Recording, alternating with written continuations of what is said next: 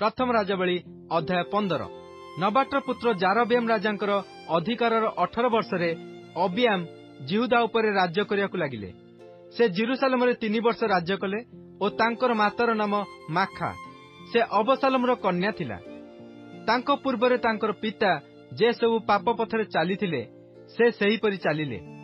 आ तांकर पूर्वपुरुष दाऊदंकर अंतकरण जेपरि थिला तांकर अंतकरण सदाप्रभु आपणा परमेश्वरଙ୍କ प्रति सेपरि सिद्ध नथिला। तथापि दाऊदंक सकाशु तांको उतारे तांकर पुत्र को स्थापन करिया पई और जेरुसालेम को सुस्थिर करिया पई सदाप्रभु तांकर परमेश्वर जेरुसालेम रे तांको एक प्रदीप देले। कारण सदाप्रभुଙ୍କ दृष्टि जहा यथार्थ ताहा दाऊद करिथिले और केवल हित्य उरियर कथा छडा आ कोनोसी विषय से आपणर जावजीवन ताहांकर दत्त आज्ञारु विमुख होई नथिले। आ जारबियामकर जावजीवन तांकर और रिहबियामकर मध्यरे युद्ध चलिला। पुणी अबियामकर अवशिष्ट वृत्तांत और समस्त क्रिया कि जिहुदा राजगणर इतिहास पुस्तक रे लेखा नाही। आ अबियाम और जारबियाम मध्यरे युद्ध थिला। पुणी अबियाम आपणा पितृलोकଙ୍କ सहित शयन करन्ते लोकमाने दाऊद नगर रे तांको कबर देले। तो तांकर पुत्र आसा तांकर पदरे राज्य कले। इस्राएल राजा जारबियामकर अधिकारर 20 वर्षरे आसा जिहुदा उपरे राज्य करियाकु आरंभ कले। से जेरुसालेम रे 41 वर्ष राज्य कले। आउ तांकर माता महिर नाम माखा। से अबशालोमर कन्या थिला। पुणी आसा आपणा पूर्वपुरुष दाऊदंकर न्याय सदाप्रभुଙ୍କ दृष्टि जहा यथार्थ ताहा कले।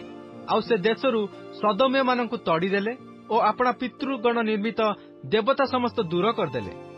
मध्य आपणा मातामही माखा आसरा देवी रूपे एक घृणायोग्य प्रतिमा निर्माण करिथिबारु से ताहाकु राणी पदरु च्युत कले और आशा ताहार सेही प्रतिमा छेदन करी किद्रोण नदी निकटरे ताहा पोड़ी देले। मात्र उच्चस्थली सकल दूरीकृत नहिला। तथापि आशांकर अंतकरण जावजीवन सदाप्रभुଙ୍କ प्रति सिद्ध थिला। पुणी से आपणा पितांकर प्रतिष्ठित और आपणार प्रतिष्ठित रूपा और सुना और पात्र सबु सदाप्रभुଙ୍କ गृहको आनिले।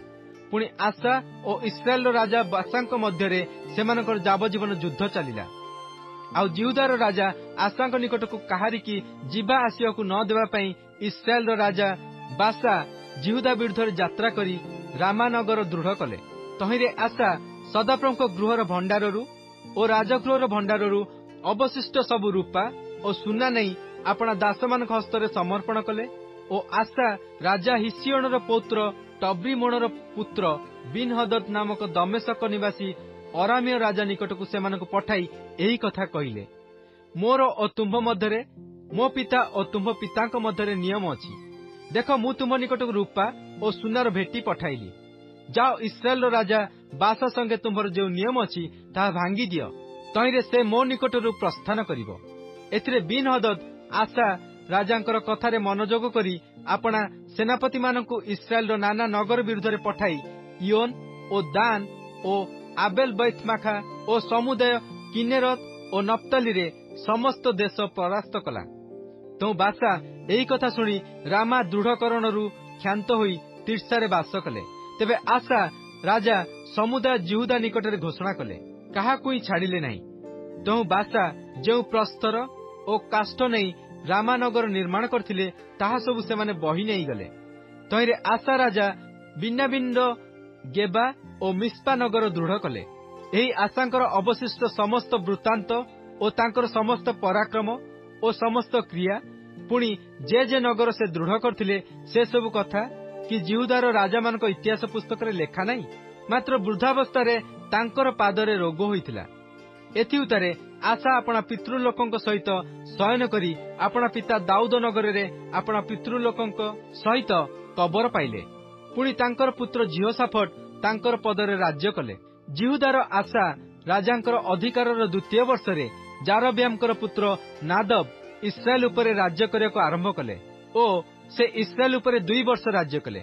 आउ से सदाप्रभुଙ୍କ दृष्टि रे कुकर्म कले और आपणा पितांकर पथरे और तांकर पिता जद्वारा इस्राएल को पाप कराइथिले सेही पापरे चलिले।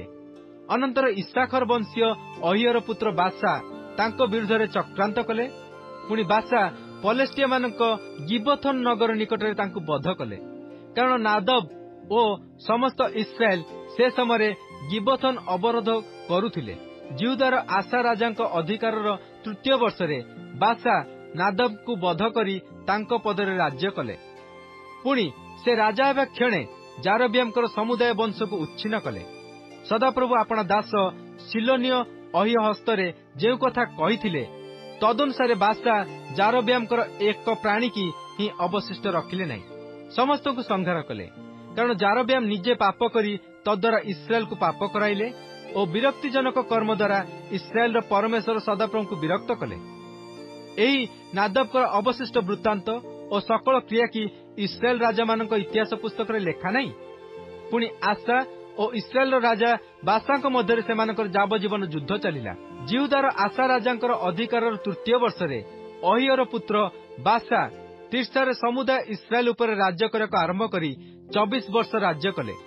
से सदाप्रभुଙ୍କ दृष्टि कुकर्म कले और जारबियामकर पथरे और जद्वारा जारबियाम इस्राएल को पाप कराइथिले तांकर सेही पापर चालिले।